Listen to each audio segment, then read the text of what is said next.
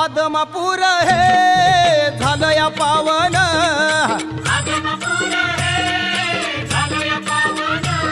या बाळू मामान केलं या पावन,